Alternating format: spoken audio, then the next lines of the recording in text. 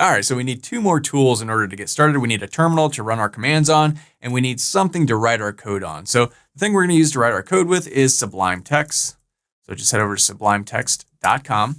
Now, if you have some other coding editor that you like to use and you're familiar with, you can use that, but I suggest using Sublime Text because some of these other editors like Visual Studio Code or PyCharm, you might run into problems installing different libraries and things like that. And if you do, I can't really help you. So if you use the tools that I'm using, I can help you if you get into any sort of trouble. If you're using some other tool, if you don't know exactly what you're doing and run into problems, I can't help you. So just for the purposes of this course, I suggest using the tools that I'm using. They're completely free.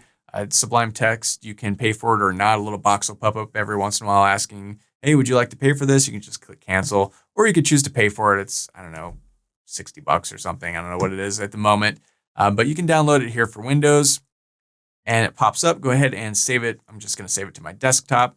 Again, when it downloads, come here on Firefox or down in the left corner if you're on Chrome or some other web browser, and then just go ahead and click this thing right here. And this box will pop up. Go ahead and click next. Now I'm not going to do this because I've already installed it, but it'll go through and install it on your computer and you're good to go. And so I'm just going to go ahead and exit out of here.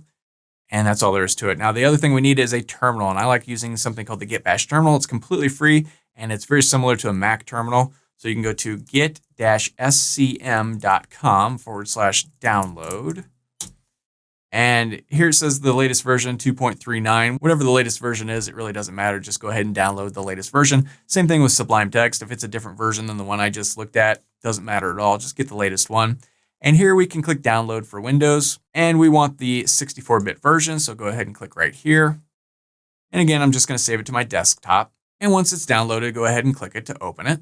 And here we have this thing that pops up. Now this is a little bit more complicated than Sublime, so I'm going to walk you through it. Go ahead and click next. Now there are a ton of screens here, and you just want to click next for all of them. And it doesn't matter what anything says in any of these things. Don't read this. Don't try and fill any of this out. Just click next for everything. We want the defaults for it all. And the one thing that kind of gets people is, oh, still clicking. It sometimes will ask you what editor you're using to write your code. And you do not have to click Sublime in there or anything else. Just click default next and it's fine. So you finally get to this screen. You may not see this screen because I've already got Git installed, but just keep clicking next until you hit the install button here. It will go ahead and install and you're good to go. So I'm going to go ahead and cancel out of that. And that's all we need. And that's all the tools that we really need. So in the next video, we'll jump right in and start working on this thing.